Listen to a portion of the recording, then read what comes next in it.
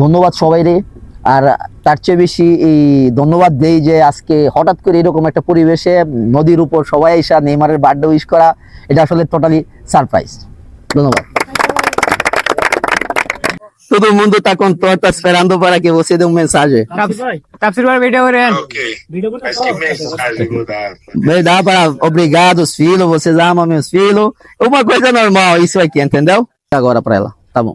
Ela não tá ocupada agora, né? হচ্ছে রবিন ভাই হচ্ছে ওনার এই তা বল, তা বল, আমার বল। সাথে কথা বলতে চাইছিল। বলো। যেহেতু ভাইয়ের বলো।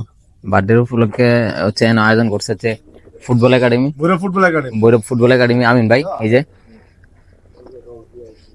এই যে টাইছে আওয়া Todo mundo tá com torta esperando para que você dê um mensagem. tá precisando vídeo orando. Ok. Mas que mensagem vou dar? Vai dar para obrigado os filhos, vocês amam meus filhos. Uma coisa normal isso aqui, entendeu? Eles parabéns para você. Parabéns para você. Parabéns para Neymar Júnior. Vai cantar parabéns, tá? Tá. Ok. Vamos cantar. Bolo, vamos. Parabéns para você. Parabéns para você. Parabéns para Neymar Júnior. Neymar!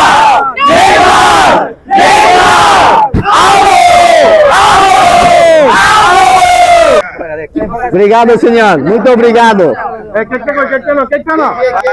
Aqui tem, olha, aqui, olha, um bolo, especialmente para todo mundo. নেইমারের career সব control করে, ঠিক আছে? Neymar যদি একটা message, এরকম message তোমাদের জন্য দেয়, সমস্যাটা কি জানো? কালকে পৃথিবীর আরো 190টা দেশ চাইবো, যদি না দেয় তুই কেন বাংলাদেশের জন্য দিছিস?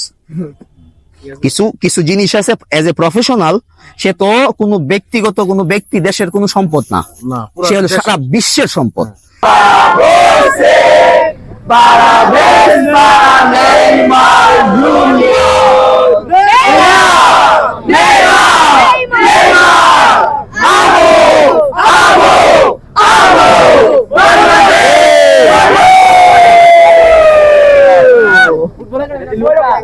ওকে ঠিক আছে, এখন তোমরা ছবি তুলো, খাও, কেক কাটাকাটি করে নাও। আসসালামু আলাইকুম। আমার সাথে রবিন ভাই আছে। চিনে না বাংলাদেশে এরকম কোনো পাবলিক নাই, বিশেষ করে ইয়ং জেনারেশন যারা আছে। আজকে হচ্ছে আমাদের ভৈরবে হচ্ছে নেইমার জুনিয়রের ওই বার্থডে উপলক্ষে হচ্ছে আজকে ভৈরব একাডেমির আমিনুল ভাইয়ের একাডেমির পক্ষ থেকে হচ্ছে কেক কাটা হয়েছিল। আর এই ফাঁক দিয়ে হচ্ছে রবিন ভাইরা নিয়ে আসা হয়েছে। রবিন ভাই, এইখানে আসার আর প্ল্যান প্রোগ্রাম কেমনে কি?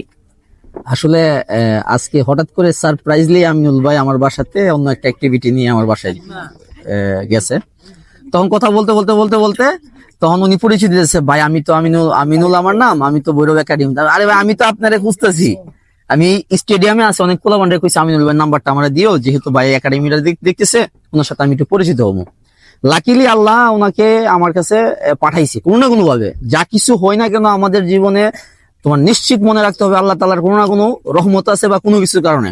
উনি বাসায় গেছে, তখন বলতেছে যে ভাই আজকে তো নেইমারের বার্থডে। বলছি হ ভাই, নেইমারের বার্থডে, আমি তো একটু বাড়িতে আসছি, আমার আম্মু আব্বুকে সময় দিতেছি, আমি তো মানে রিজার্ভের মধ্যে বাড়ির মধ্যেই ছিলাম আর কি। তখন উনি বলতেছেন চলেন ভাই আমরা মিলামিশে একটা কিছু করি। আমি বললাম আসলে তো অনেক দেরি হয়ে গেছে, সন্ধ্যা হয়ে গেছে। বলতেছে আমি ভাই ম্যানেজ করে নেবো সবাই বললা। তখন আমি ঠিক আছে ভাই, বলতেছে যে তাহলে আপনার বাসায় করি। আমি বলছি না, আমার বাসায় না, বেটার ভৈরবে দেখেন, কারণ রাত্রের বেলা পোলাপান ওই জায়গায় গেলে আবার আসতে এই রাস্তাঘাট একটু কমিউনিকেশন রিস্ক, সিএনজি আছে, বাইক আছে, আমি চাই না আমার কাছে তোমরা 50-60-70 জন পোলাপানকে রাস্তাঘাটে একটা কিছু হোক।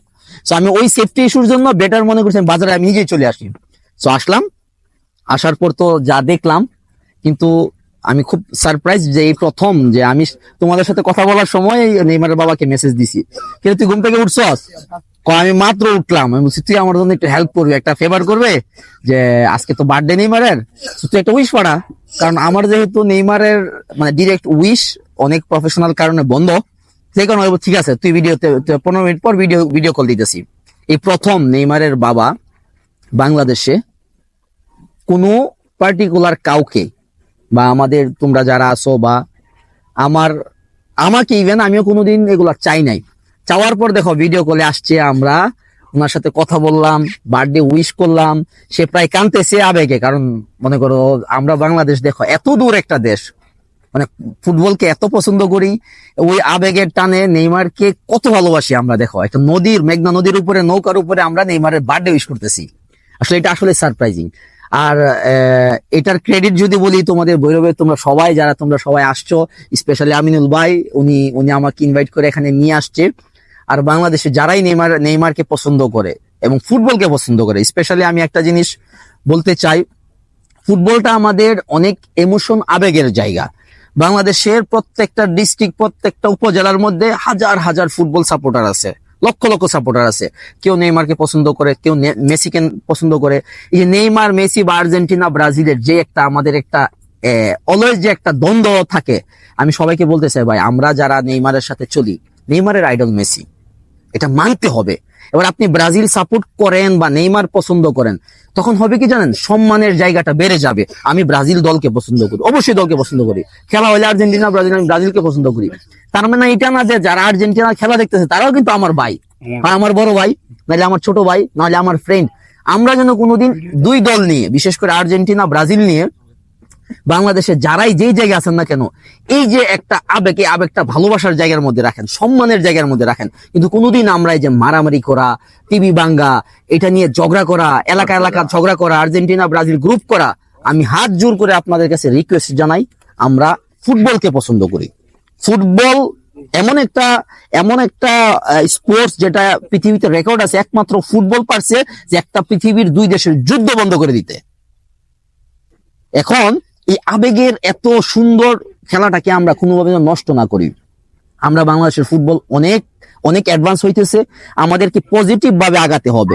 কথায় কথায় মানুষ যখন বলে যে ফুটবল নিয়ে বাংলাদেশের ফিউচার নাই, আরে ফিউচার হবে, আমরা শুরু করব, তোমরা শুরু করবে, তোমাদের হাত দিয়ে শুরু হবে।